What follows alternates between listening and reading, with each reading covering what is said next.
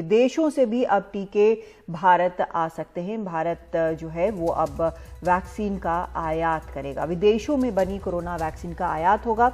वो टीके जिनके आपात इस्तेमाल की मंजूरी मिली हो उनको अब यहां पर लाया जाएगा। टीकाकरण में तेजी लाने के लिए आयात का फैसला लिया गया है। और आयात की गई वैक्सीन पहले 100 लोगों को दी जाएगी जिन्हें टीका लगेगा। उनकी 7 दिन तक निगरानी होगी और इसके बाद ही टीकाकरण में शामिल होगा विदेशी टीका। सीधा रुख करते हैं, हमारे सहयोगी परिमल कुमार का इस वक्त हमारे साथ जुड़ रहे हैं। परिमल, ये शायद बेहद जरूरी कदम था ये देखते हुए कि जो पहले से अप्रूव्ड जो वैक्सीन हैं उनकी कहीं ना कहीं कमी देखी जा रही है।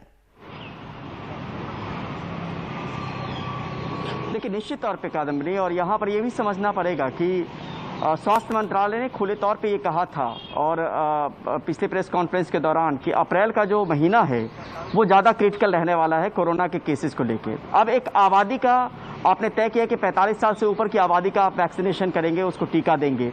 अब ऐसे में जब विदेशों से टीका आयात करने की बात इन्होंने सोची है तो इस मकसद से सोची है क्योंकि कोरोना के हालात पर काबू फिलहाल नहीं पाया जा रहा है।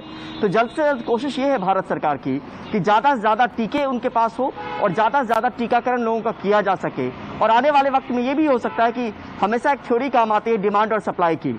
अब तक जो टीके हैं वो भारत के पास कोवैक्सीन और कोविशील्ड ही टीका दिया जा रहा है। स्पुतनिक वी को सुबह सुबह drug control general of India ने अनुमति दी है। तो उम्मीद ये की जानी चाहिए कि अप्रैल के आखिर तक वो टीका भी वैक्सीनेशन केंद्र पे होगा। पहली चीज तो। दूसरी नंबर चीज ये कि अब ये टीके जो आयात होंगे जो विदेशों में बने हैं, अब उन टीकों के जरिए जो कोरोना की जंग है और जिसमें टीकाकरण अभियान में तेजी लाना है उसमें बड़ी मदद मिलेगी।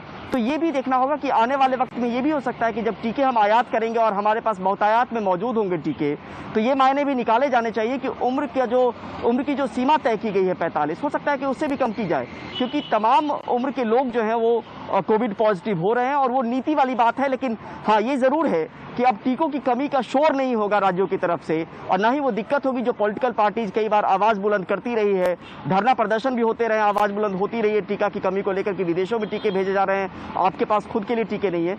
उस कमी से निपटा जा सकेगा। लेकिन परिमल, अब सरकार तो ये कहती रही है कि टीकों की कोई कमी नहीं है हमारे देश के अंदर, लेकिन अब आयात किया जाएगा तो इसको इस हिसाब से समझा जाए कि 45 साल से कम उम्र के लोगों को भी अब टीका लगाने की तैयारी की जा रही है। देखिए, मानकर चलना चाहिए ताबिश, कभी सरकार ये नहीं कहती है कि कोरोना को लेकर हालात बहुत बिगड़ रहे हैं, हमारे पास चीज़ों की कमी है, हमसे कोई चूक हो गई, हमने कोई लापरवाही बरत दी। ये कभी औपचारिक तौर पे बातें नहीं कही जाती है। तो जो भी संसाधन है उसके तौर पे सीधे तौर पे ये भरोसा दिया जाता है जनता को कि हमारे पास जो संसाधन है वो पर्याप्त मात्रा में है।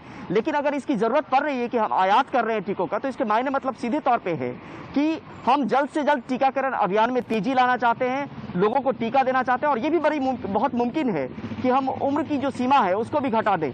मैंने फिर दोहराया, अभी पहले भी कहा कि ये नीति की बात हो सकती है, लेकिन इसके पीछे नीयत आप साफ समझ सकते हैं कि पॉजिटिव हर उम्र के लोग हो रहे हैं। यहाँ पे बच्चों में भी देखा गया है, जो युवा हैं वो भी कोविड पॉजिटिव हो रहे हैं। हाँ, लाइफ थ्रेटनिंग नहीं होता है, लेकिन हालात उससे बिगड़ते ही हैं जब कोविड के नंबर बढ़ते हैं और एक आदमी से संक्रमण कितने लोगों को तक जाता है। तो अब कोशिश ये है कि टीकाकरण अभियान में तेजी लाई जाए, लेकिन ये भी मानकर चलना चाहिए कि जो उम्र की सीमा तय की गई है वो आने वाले वक्त में जब आपके पास टीके बहुत ज़्यादा संख्या में मौजूद होंगे, बहुत ज़्यादा डोजेज मौजूद होंगी, तो हो सकता है कि वो उम्र की सीमा भी आप घटा के कम कर दें। लेकिन उस पर हो सकता है कि आने वाले दिनों में वो फैसला लिया जाएगा। लेकिन अभी फिलहाल अहम फैसला यही कि भारत जो विदेशों में टीका बन रहे हैं वो टीका भी आयात किए जाएंगे और भारत के पास टीकों की आने वाले वक्त में कोई कमी नहीं रहेगी। क्योंकि हमने देखा कि जॉनसन एंड जॉनसन भी कतार में है, जो DCGI के पास अप्रूवल के लिए वो अप्लाई कर सकते हैं। साथ में फाइजर की बात चल रही है, मॉडर्ना की बात चल रही है। तो ये तमाम वो है जो पाइपलाइन में पहले से हैं। लेकिन अब इस बीच में ये फैसला लेना कि विदेशों में जो निर्मित टीके हैं, जो बनाए गए टीके हैं, उनको भी भारत लाया जाएगा, तो इसके पीछे मकसद सीधे तौर पे है कि ज्यादा से ज्यादा लोगों का टीकाकरण जल्द से जल्द किया जा सके।